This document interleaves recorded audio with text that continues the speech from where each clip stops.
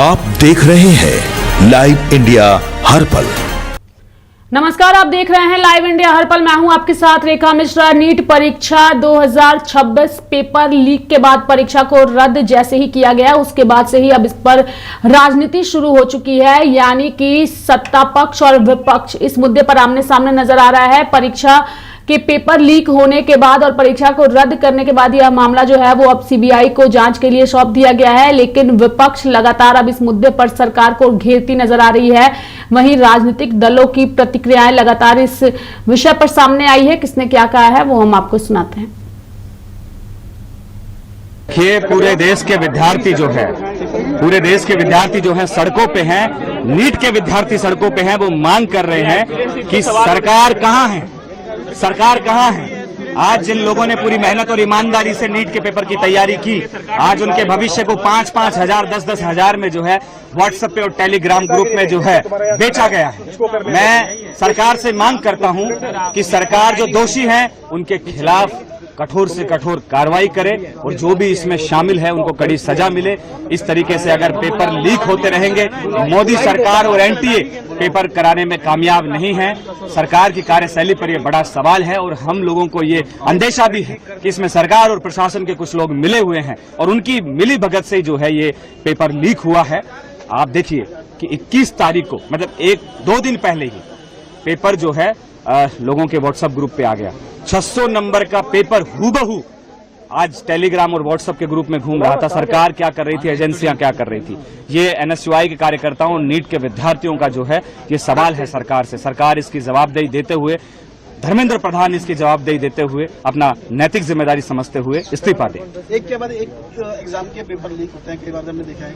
क्या कारण मानते हैं, क्या कारण है, क्या किसके कौन आ? सरकार जो है पेपर कराने में कामयाब नहीं है। सरकार की भी मिली भगत है इसमें। पेपर जो है जिस तरीके से एक के बाद एक लीक हो रहे हैं, इससे एक चीज समझ में आती है कि सरकार जो है विद्यार्थियों के जीवन को और उनके भविष्य को लेकर बिल्कुल लापरवाह है। और सरकार की कार्यशैली पर भी ये बड़ा प्रश्न चिन्ह है कि सरकार जो है नीट जैसा इम्पोर्टेंट एग्जाम कंडक्ट नहीं करा पा रही है। इसके अलावा कोई भी एग्जाम इस देश के अंदर कंडक्ट नहीं हो। किस तरह की मांग हमारी यही है कि एनटीए को बैन किया जाए। पिछली बार जो दोषी थे आज तक सामने नहीं आए हैं। अभी हमें पता लगा है कि भाई सीबीआई को ये जो केस है वो दे दिया गया है, लेकिन पिछली बार के जो दोषी थे सीबीआई ने उसमें क्या जांच की। जिसी तरीके से उस मामले को ठंडे बस्ते में डाला गया, इस मामले को भी ठंडे बस्ते में डाला जाएगा। हम चाहते हैं कि इसकी जो जांच है वो सुप्रीम कोर्ट की निगरानी में हो और ईमानदार लोगों के हाथ में दी जाए, क्योंकि सरकार पे हमें जो है भरोसा नहीं है। नीट के विद्यार्थियों को और इस देश के नौजवानों को सरकार पे भरोसा नहीं रहा। राजस्थान में ही ये चीज मामला सामने है। देखिए, मैंने कल ही कहा था मीडिया को भी कि समझ के परे है कि जब 3 तारीख को एग्जाम हुआ था और छात्रों ने, अभ्यर्थियों ने 3 और 4 तारीख को ही पुलिस को रिपोर्ट कर दी, तो कोई परवाह नहीं करी पुलिस ने। फिर उन छात्रों ने एनटीए को लिखा, तब जाके उन्होंने डीजी पुलिस को, मैंने सुना है कि इतला करी कि भाई ये शिकायत हमारे पास आ रही, राजस्थान से आ रही।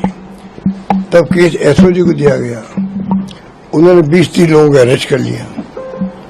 पर ये समझ के परे है क्या कारण था कि एफआईआर तक दर्ज नहीं करे थे। मैंने कल ही मांग करी कि आप एफआईआर दर्ज क्यों नहीं कर रहे हो। आपने बैठा रखा उनको, आप उनको अरेस्ट करें, कार्रवाई शुरू करें, जांच शुरू करें। पूरी राजस्थान की बदनामी हो रही थी। पर ये समझ नहीं आ रहा कि स्टेट गवर्नमेंट ने क्यों ऐसे इंस्ट्रक्शन दिए होंगे। एसओजी संस्था जो है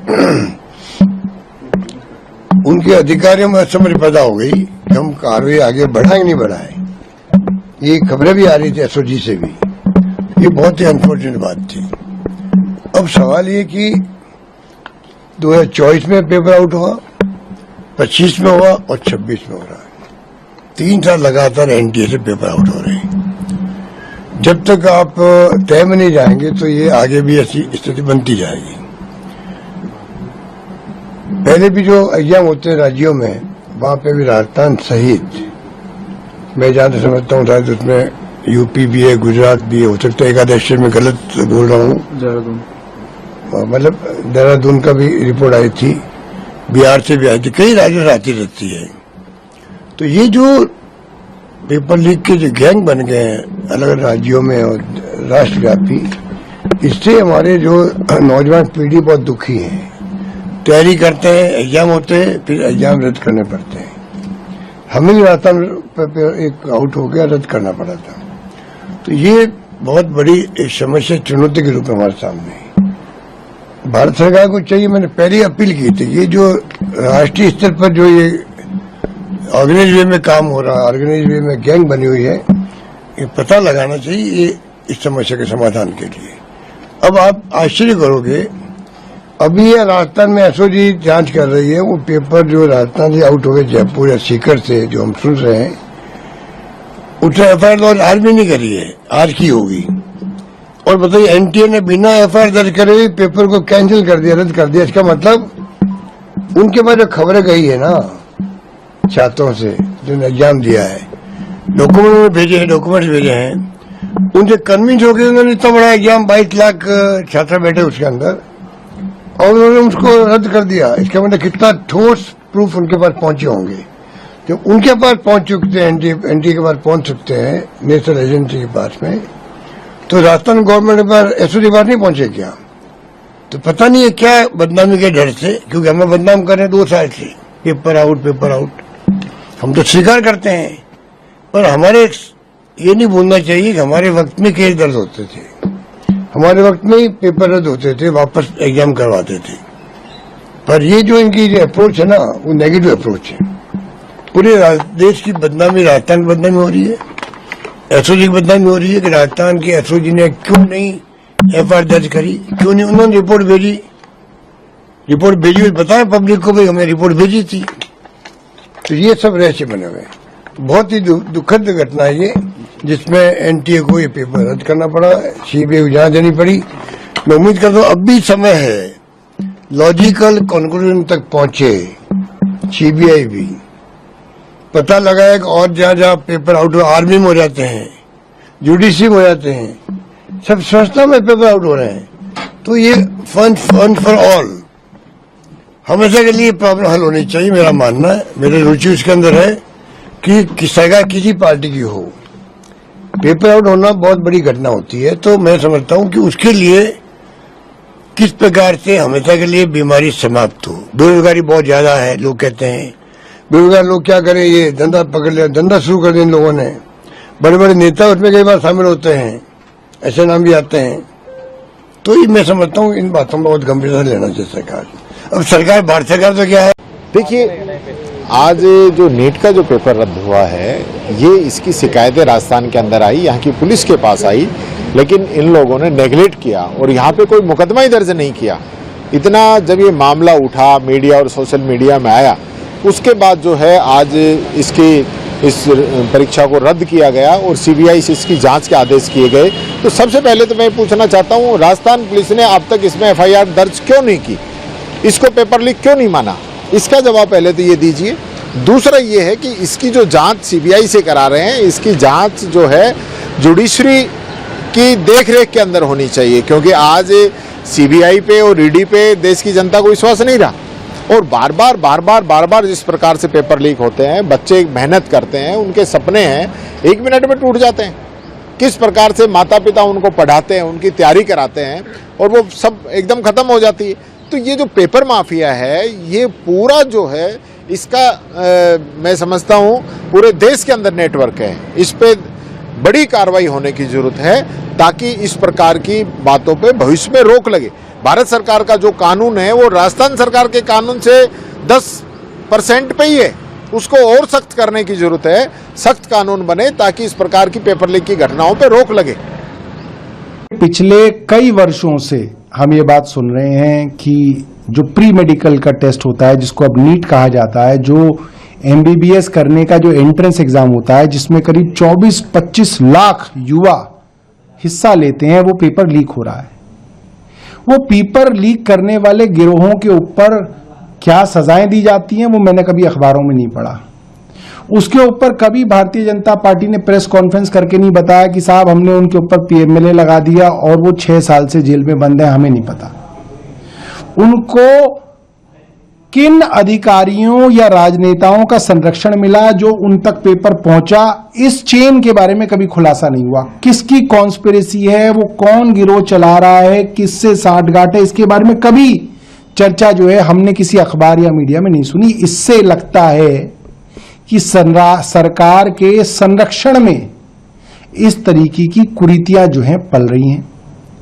और सुप्रीम कोर्ट का भी मैं मानता हूं, जो 2024 का फैसला था, जिसमें बार बार लोगों ने कहा कि आप इस फैसले से इस नीट के एग्जाम को दोबारा करा लीजिए, सुप्रीम कोर्ट नहीं माने। कई महीने तक उन्होंने इस मामले को टाला और बाद में कहा कि ये नीट का एग्जाम सही है।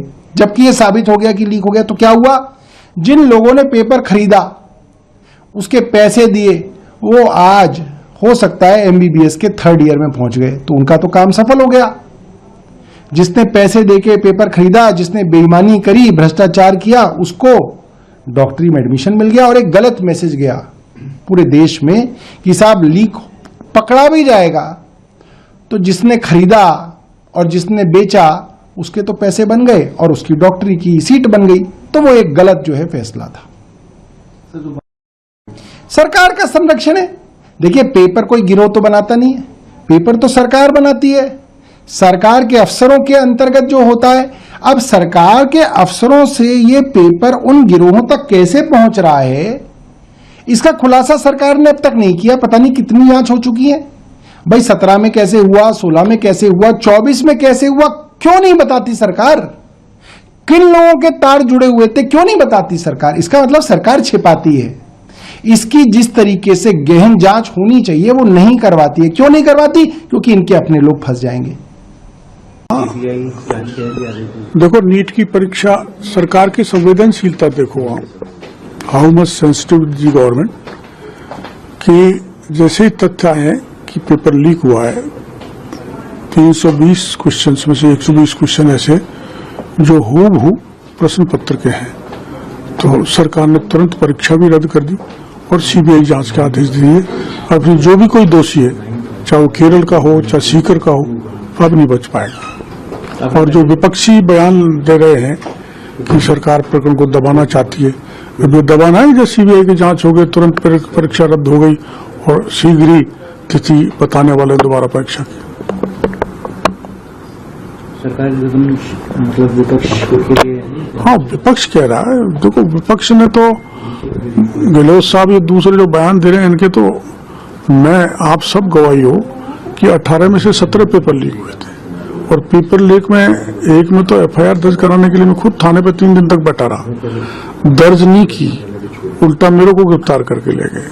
तो उनको कोई नैतिक अधिकार नहीं है हमारे ऊपर आरोप लगाने का। वो खुद साफ सुथरे नहीं है, उन्होंने सबसे ज्यादा पेपर लीक कराए। लेकिन हम इसके प्रति गंभीर हैं कि जो सीकर में घटना हुई है, और अब सीबीआई जो भी कोई होगा उसको। अपनी घटना है सर, ये नहीं होना चाहिए था, पर ये भी हमें समझना पड़ेगा कि 20 लाख बच्चों से ज्यादा का एग्जामिनेशन कराना पेन एंड पेपर पे, 2 लाख से लोग ज्यादा इसमें कंडक्शन में इन्वॉल्व होते हैं, 5000 से ज्यादा सेंटर्स होते हैं, 550 के आसपास हमारे जो है इसमें सिटीज इन्वॉल्व होते हैं। तो जाहिर सी बात है कि इसकी शुद्धता को बनाए रखना शायद इतना आसान नहीं है। पर कौन सही कौन गलत इस लड़ाई में मैं नहीं जाना चाहता। हाँ, सरकार को इस बात के लिए धन्यवाद जरूर देना चाहता हूं कि बहुत क्विक एक्शन लिया गया है बच्चों के हित में। जैसे ही पता पड़ा कि हाँ, घटना नहीं होनी चाहिए पर अपनी घटना हो चुकी, एक्सीडेंट नहीं होना चाहिए था, ये सच है, बट अगर एक्सीडेंट हो गया तो क्या जो हमारा फर्स्ट किट होना चाहिए था सरकार द्वारा वो बिल्कुल सही लिया गया है। ये सच है कि बहुत फास्ट डिसीजन लिया गया है कि नहीं दोबारा होना चाहिए। अब जो बच्चे हैं, जो मुझे सुन रहे हैं, उनसे कहना चाहता हूं कि इस अपनी घटना जो हो चुकी है उसके लिए आप पैनिक ना हो। पेरेंट्स से भी कहना चाहता हूं बिल्कुल पैनिक ना हो, अपने माइंड को काम एंड कंपोज रखें। अगले एग्जामिनेशन में वो जीतेगा जो वास्तविकता में अपनी मनस्थिति को सही रखेगा। एनटी ने एक अच्छा काम और करा है कि उन्होंने बोला है कि दोबारा आपको फॉर्म भरने की जरूरत नहीं है उनके नोटिफिकेशन में, और उन्होंने बोला है कि आपको बहुत जल्द वो नई डेट और एडमिट कार्ड मुहैया करा देंगे। तो पैनिक ना हो, अपनी तैयारी वापस शुरुआत से तैयारी चालू कर दें। जैसे मैंने आपको बोला था, अपने पीवाईक्यूज करना चालू कर दें। जो पेपर है रोज जो वो 1-1 2-2 दिया करते थे उसकी दोबारा चालू कर दें। उनके पास बुक्स पेपर सब कुछ रखे हुए होंगे। तो बच्चों से कहना चाहता हूं जो अपनी मनस्थिति अच्छी रख लेगा वो उसका अगली बार डॉक्टर बनने का सपना पूरा होगा। पर जो इस एग्जामिनेशन कंडक्शन एजेंसीज हैं उनसे फिर से रिक्वेस्ट है कि अगला एग्जामिनेशन में हम इस तरह की अप्रिय घटना दोबारा अफोर्ड नहीं कर सकते, ये बिल्कुल देश हित में नहीं होगा। हाँ, सरकार ने बहुत जल्दी कैसे देखते हैं? बच्चों के भविष्य के साथ खिलवाड़ नहीं किया जा सकता है, इसलिए नीट परीक्षा को रद्द कर और जांच के भी आदेश दिए गए हैं। जो भी दोषी होंगे इसमें किसी हालत में भी सरकार इन लोगों को बख्शने वाली नहीं है। कई लोग कहीं बहुत स्थलों पर गिरफ्तार भी हुए हैं और बच्चों के भविष्य के साथ खिलवाड़ नहीं किया जा सकता है। सरकार, केंद्र की सरकार इसको गंभीरता से देख रही है और जांच करके जो लोग भी इसमें इन्वॉल्व होंगे कड़ी से कड़ी कार्रवाई भी की जाएगी। केजरीवाल से लेकर विपक्ष के कई नेता जो है सवाल उठा रहे हैं कि सरकार में कुछ भी सुरक्षित नहीं है, सब कुछ लीक हो जा रहा है, बच्चों के भविष्य के साथ खिलवाड़ हो रहा है। अब केजरीवाल जी क्या बोलते हैं वो तो केजरीवाल जी समझे, किस किस मामले में वो फंसे हुए हैं वो तो वो समझे। इसलिए जनता ने उनका सुपड़ा साफ कर दिया, दिल्ली से तो साफ कर ही दिया, अब पंजाब में क्या हो रहा है वो पूरे देश की जनता देख रही है। लेकिन यह आदरणीय नरेंद्र मोदी जी की सरकार है, किसी को बख्शने वाली नहीं है, चाहे कोई भी गड़बड़ करेंगे। इसलिए कैंसिल किया गया, जांच हो रही है, कड़ी कार्रवाई हो रही है, इसलिए चिंता न करें केजरीवाल जी, प्रधानमंत्री जी देख रहे हैं। नहीं, देखिए सरकार कैसे चल रही है किसी को नहीं मालूम, बट ये तो संवेदनहीनता का प्रकाष्ठा है। कोई ये पहली बार नहीं है, राज्यों में भी इसी तरह से प्रश्न पत्र लीक होते रहे हैं और छात्रों का भविष्य का सवाल है और सरकार को चिंता ही नहीं है। जिस तरह से अभी टीवी में सब जगह आ रहा है कि साधारण बच्चियों को भी मालूम हो गया, पहले से पेपर लीक हो गया, हॉस्टल में सबको दिया जा रहा है, तो इस स्थिति को ठीक करना चाहिए। मोदी जी लंबा लंबा भाषण जरूर करते हैं, लेकिन अब शिक्षा और स्वास्थ्य में इस तरह का धोखाधड़ी हो, घपलेबाजी हो, तो बच्चों का क्या होगा? सरकार तो कह रही है कि हमने सीबीआई जांच के आदेश दे दिए हैं, नहीं तो और कर भी क्या सकती है? तो ये तो लिपापोती ही है ना, लगातार हो रहा हो, हर साल हो रहा हो। आप आजादी के बाद से देख लीजिए और इनका 10-12 साल का ये देख लीजिए, कितने प्रश्न पत्र लीक हुए, कितने सर्विसेज के प्रश्न पत्र लीक हुए। इस तरह से तो नहीं होता था कभी। यहाँ तो लगता है कोई देखने ही वाला नहीं है। उन लाखों बच्चों को और उनके पेरेंट्स को अपनी तरफ से पूरी संवेदना देना चाहता हूं जो इस परीक्षा के रद्द होने से प्रभावित हुए हैं। मैंने भी अपनी जिंदगी में आईआईटी का पेपर दिया था पहले, फिर सिविल सर्विसेज का पेपर दिया था। मैं जानता हूं कि किस तरह से कठोर तपस्या करनी पड़ती है। हमारा एक छोटा सा घर होता था वहां पे हिसार में, ऊपर एक छोटा सा कमरा बनवा लिया था। 24 घंटे उस कमरे में बैठा मैं तैयारी करता रहता था। फॉर्चुनेटली उन दिनों में पेपर लीक नहीं हुआ करते थे। इतना गरीब परिवार होते हैं, वो गरीब परिवार, कोचिंग इतनी महंगी है, कोचिंग करने के लिए कई लोग दिल्ली आके रुकते हैं, दिल्ली में किराए की जगह लेते हैं बच्चे, अपने माँ बाप, कई लोगों के माँ बाप अपनी सोना गिरवी रख देते हैं, जमीन बेच देते हैं बच्चे को कोचिंग कराने के लिए, और उसके बाद अगर पेपर लीक हो जाए तो उससे बड़ा मैं समझता हूं कि धोखा किसी के साथ नहीं हो सकता। और ये नीट का पेपर पहली बार लीक नहीं हुआ, मेरे ख्याल से एक बार 17 में हुआ था, एक बार 21 में हुआ था, फिर एक बार 24 में हुआ था और एक बार अब लीक हुआ है। 4 बार पेपर लीक हो चुका। तो पेपर ऐसे तो लीक होते नहीं है। इसका मतलब बहुत बड़े स्तर के ऊपर कुछ ना कुछ तो कल्यूजन है, मिली भगत है, पॉलिटिकल पेट्रोनेज है। मैं ये जानना चाहता हूं जिन्होंने 2017 का पेपर लीक किया था वो आज कहां हैं? उनको सजा मिली? जिन्होंने 2021 का पेपर लीक किया था उनको सजा मिली? जिन्होंने 2024 का पेपर लीक किया सबकी बेल हो गई, सारे बाहर हैं, सबको कह दिया गया अब अगले पेपर के लीक करने की तैयारी करो। और वो कर रहे हैं, पेपर लीक पे लीक, लीक पे। ये चल क्या रहा है इस देश के अंदर? और मैं पूरी जिम्मेदारी के साथ कहता हूं सरकार चलाना कोई आसान काम नहीं है, सरकार चलाना बहुत मुश्किल काम है। जिन लोगों से एक पेपर ठीक से नहीं होते बिना लीक करवाए, वो सरकार क्या चलाएंगे? मिले हुए हैं ये लोग। It is a case of complete कल्यूजन। लाखों करोड़ों बच्चों के भविष्य के साथ खिलवाड़ किया जा रहा है। उन सब बच्चों के साथ मेरी संवेदनाएं हैं और मैं उन सब बच्चों को बोलना चाहता हूं कि सड़कों के ऊपर उतरना पड़ेगा। ये सरकार केवल और केवल जन आंदोलन की भाषा समझती है और केजरीवाल आप लोगों के साथ है। Thank you. तो मेरे साथ फिलहाल अभी के लिए इस खबर में इतना ही। आप देखते रहिए लाइव इंडिया हर पल। नमस्कार।